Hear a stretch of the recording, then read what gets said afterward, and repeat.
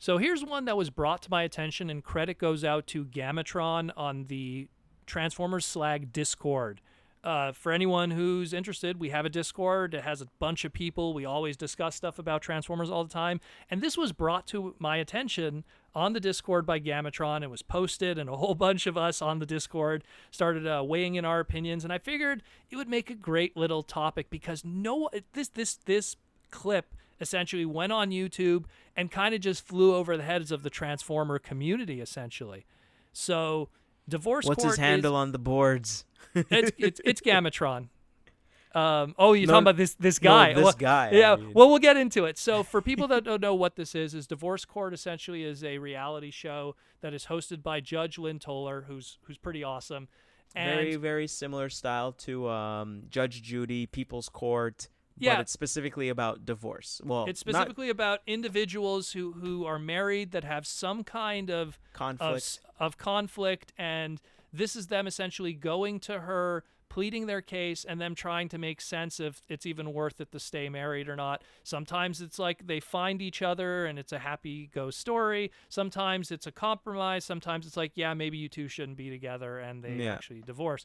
So the story in this one here, and Wendell, you're going to have to help me out because even a sister like Judge Lynn here. Hold on. Yeah. Oh no. Yep. So Judge Lynn is black, and the two divorcees, I guess, or whatever you want to call them, the two possible divorcees. The people they have trial, very Afrocentric names that even Judge Lynn was like, yeah. Yeah. God. So do you want me to say the name of the okay, so woman? so the woman's name is, give it to him, Wendell. Octavia Fuqua Blythe. Okay, and if you see the spelling, you're just like, all right, okay. Well, no, we already have like the actress Octavia Spencer, so that's fine. Like I already know of that name, and also But it's probably very Fuqua, I was Roman. like, Octavia, like Octavius, Octavia. Octavia, she's 45 years old. She's a retired homemaker, and she was previously married for 20-something years. I for think 20-something years. She's a mother, a grandmother. Six grown children. They're very like specific to say that like her children are adults and they've moved out of the house. Yeah, so she essentially remarried to this individual who is... Oh, 1 second. Just getting the name here. Get his name. Pull him up. Come on. Do you have a timestamp? It's 1 minute on the dot. All right. And almost there. Oh, Nema... Oh, boy. Yeah, I know. Nehemiah? I think it's Nehemiah. Nehemiah Bone. Nehemiah Bone. So Nehemiah is 2 years older. It could be a biblical name. Like could Jeremiah, Nehemiah. It could be a biblical name.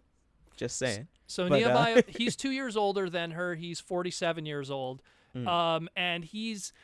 unfortunately, the way that they paint him here, it says here he lost his virginity at 38 years old, and they're trying to play the whole 40-year-old virgin thing, and go like, oh, he collects toys. Now the whole conflict essentially is Octavia is she's in the later half of her life. She remarried to Nehemiah, and she just isn't understanding that he collects toys and how they're just.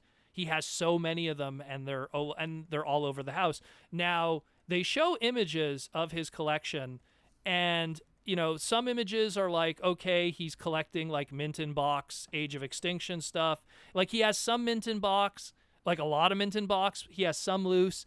And it ranges all over the spectrum because he has, like, Mint in Box Armada Unicron, but then he has some car robot stuff, he has some alternator stuff, he has some Armada stuff. It's a little bit of everything. He's like, there's one shot of, she was complaining how in the bedroom. Ooh, I'm looking a little bit deeper onto these pictures.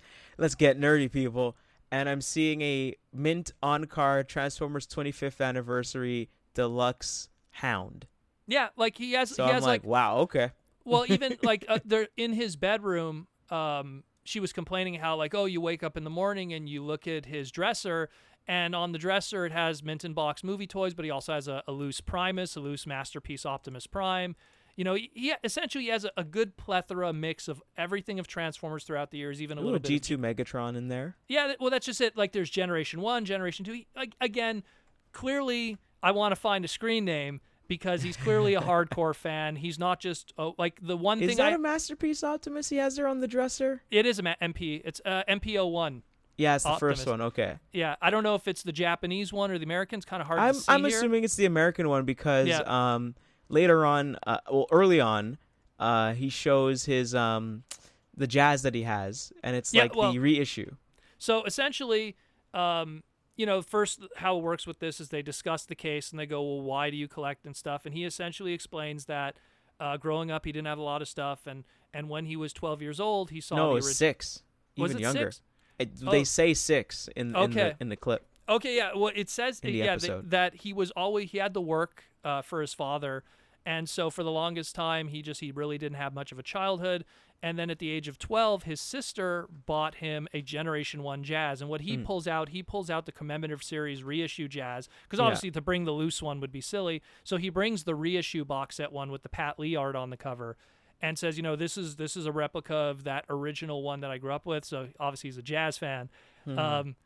And he pretty much just goes into, it's an important part of myself growing up and everything. Yeah. And, she needs to understand that. The typical stuff that I've encountered many times when I've discussed with people who have significant others that are Transformer collectors or toy collectors in general.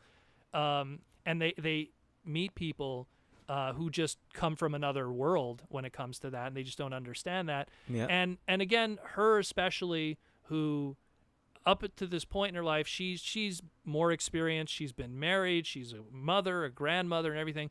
And now she marries someone who is into this stuff. And they've been together for a year, apparently. Yeah, they've already been together for a year. She supposedly moved out to be with him and everything. And she had no idea about the Transformers. Yeah, and again, like, the one thing that you have to understand, and I don't want to give like some kind of like, dating advice and stuff, but it's just, I always feel that when you're dating someone who's a toy collector, you really got to be understanding, because the small stuff that already would make you roll your eye, like, if he goes and he buys a $14 Transformer and she rolls her eyes at that piece of plastic, if he's anything, like, look, he has Unicron there, he has Masterpiece stuff.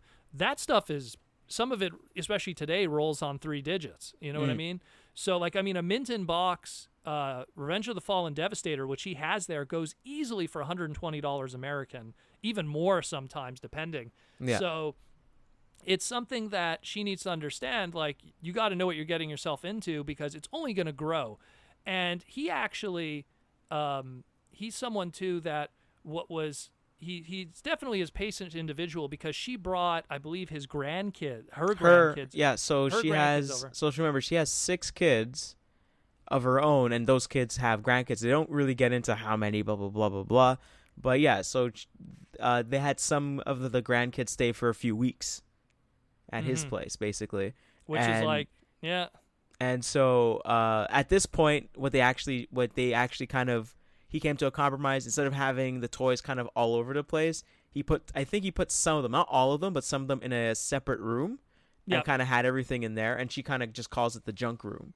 And it's which I kind of find is a little bit unfair. Like, yeah, that's just it. Like, it's the little things that are said in statements like that. Like the fact that she calls it the junk room shows that she would probably like it if he just didn't collect at all. Yeah. But the thing is you have to ask yourself, like, what are you getting into? Like, what attracted you to him to begin with? And it goes into, and there's other stuff that I don't want to dwell on too much. She then starts complaining how cheap he is.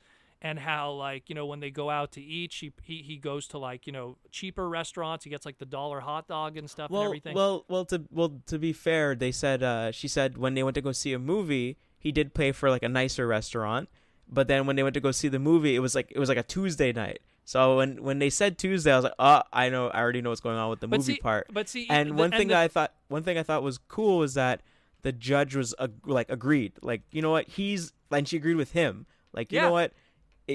Save your money. It's like the movie's going to be the same movie regardless if you pay $7 or if you pay $1. Well, and plus, if you're going to the same movie theater, but one day is cheaper. Just go see it cheaper. I mean, and again, I don't want to like gang up on Octavia here, but it's like, I mean, the logic is completely lost because to her, it wasn't even about the savings. It's like, oh, he rather take the cheaper deal than spend more on me. Girl, you should be happy that you have a man that's frugal, you know? And again, the judge even agrees where it's like, here's a guy who's, you know, watching out for his wallet. You know, he's not being, and this is another thing too, that it goes into a lot of times where I've had people that go, oh, you know, your boyfriend collects Transformers or whatever, and people complain and stuff. And I go, it's better that you have a boyfriend or a significant other that collects Transformers than has other kind of vices that he spends his money on. Quote, gambling, drugs, cigarettes, drinking, all of those things. Usually don't lead to you ever seeing that money ever again. Usually it's a negative thing, number one, and number two, usually you don't ever see that money again. You know, drugs are a consumable. And if you want, and usually if you want to get out of it, I mean, paying for rehab and all that kind of, who's paying for that? You know. Now, when it comes to toys, I see it all the time. Guys quit the hobby. It's not like quitting cigarette smoking. Granted, there's guys that are addicted to it and they can't control their wallets sometimes, but I see just as many dudes who get out of the hobby. And you know what's the beauty of it? All that money that was invested, some of it you get back. Heck, and even in his case, some of it is actually a profit. Again, that Devastator he's got there, I know what he paid for it. He probably bought it brand new when it came out in Walmart for $58.99 in 2009. And it's increased in value exponentially, especially with the Chinese market that's now buying up a lot of Revenge of the Fallen stuff today, especially boxed. So he even has some stuff here that probably increased in value. Worst case scenario, if you really broke it down, if he sold everything cleanly, he probably would definitely either be breaking even or even a little bit in the red. Yeah, there's some loss there with some Armada toys, but in general, you know, he'd be fine. Right now is a good time for Armada toys, no? Yeah, well, now's a good time. Demographic is getting a bit older. They got money. A lot of people are buying Armada toys now.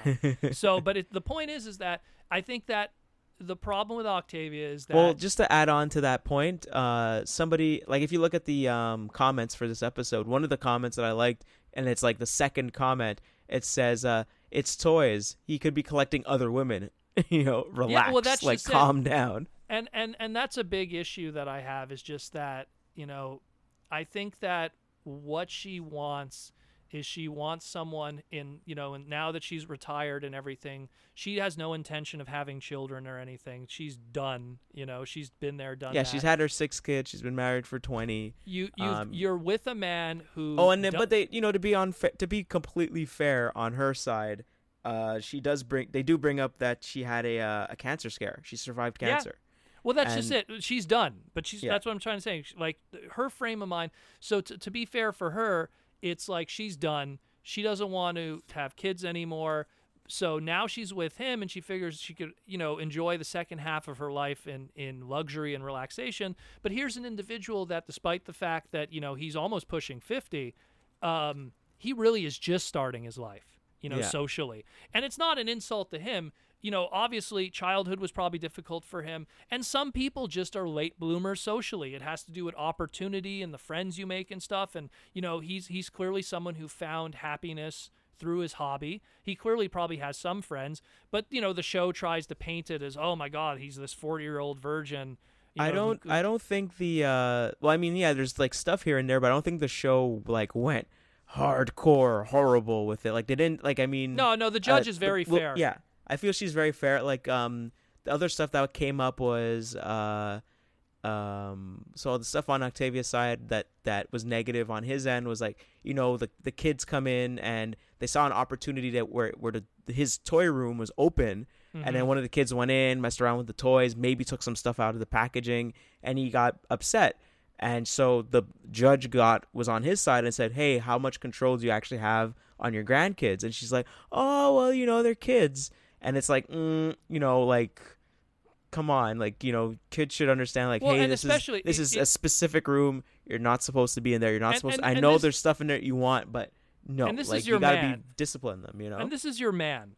You know, if you respect your man, then you should respect your man's property. He did, you know, he did compromise. He did moves, like she was saying, like there was stuff in the bathroom there was stuff like all over the place and you're kicking it, da da da. So he actually moved some of the stuff, not all of it yet, some of the stuff into that room. And you have to understand it too from the perspective. This was his house. He's got a job. This is his house. She moves in, and he's now compromising and moving the stuff in his house for her. You know what I mean? So she needs to understand that in life, everything is a compromise, especially when it comes to relationships. And it all boils down to, what did you expect? You know, number one, what do you expect of him? And number two, what do you expect of an individual like that? Like, the worst thing is, I could change him or I could get him to sell all that. That is the worst thing. Yeah. And and in all honesty, like, I don't want to really say how this ends, but I mean, they end up, compromising and staying together at the end of this. I'm going to link the whole, it's a 19-minute episode. Do we want to go through everything or just I'm not going to go through everything because okay. I want people to actually enjoy it and form their own opinions, and then they could come back in the comments. Well, one thing I do like is that he has a dog, and that just wins. Oh, yeah, and that was another thing, too, where, again, Octavia lost points with me, was she hates animals. No. She doesn't hate animals. She doesn't hate animals. She got bitten by a dog when she was young, and that kind of put her off of dogs, which is understandable. I could get that. I grew up around dogs, got bit by dogs too. You know what I mean? Yeah, but that was your dog. It wasn't like if it's not your dog, then it's like you feel apprehesive of every dog. Like I can understand it. I'll give her a little bit of understanding. So she actually wanted to get rid of the dog, no, she didn't want to get rid of it. She just said he could deal with the dog. I don't want to deal with the dog at all. No, but she wanted actually him to get rid of it, though. No, it wasn't that.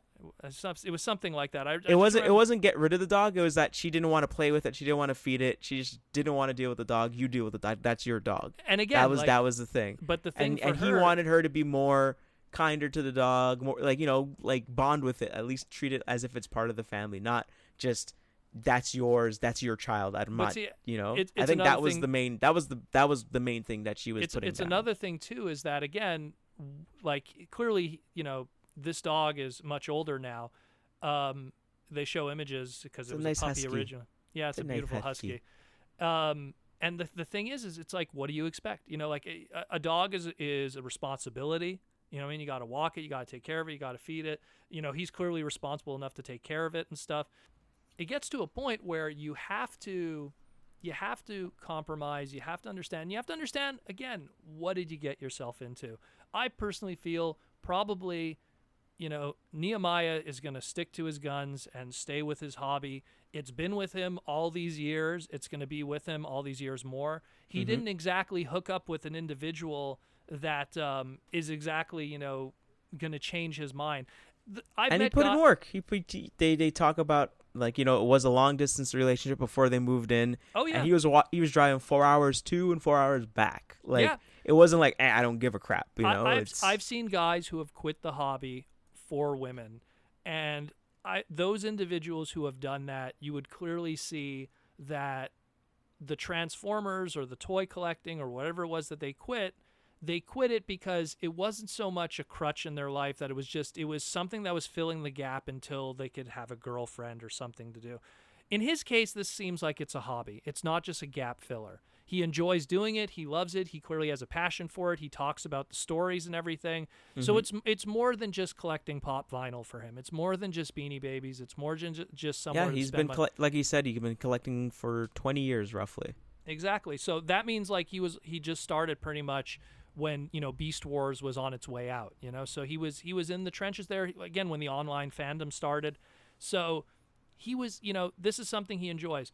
I think that the long-term, forecast of this relationship, I think that if she doesn't shape up, I think he's going to keep doing what he's doing, and I don't think he's going to walk out on her, but I think that she's going to probably have to make a decision at one point in her life, because I don't think he's going to change. Yeah. I think because even when they talk about the compromise and stuff like that, he seems pretty like he doesn't feel like he's done anything wrong, and I don't think he's done anything wrong. Granted, yes, having Transformers in every room of the house is, could be overkill. I know I lived that. So it gets to a point where, you got to kind of confine it to one room and make it look fancy. And in all honesty, it looks cooler that way. Let me tell you from experience when you do it. Yeah, exactly. So it's better that way. But at the same time, you can't diss it. You can't insult it. You can't control the man's money. He makes his own money. He pays for his own stuff. He pays for his own rent, his own his own mortgage, whatever it is.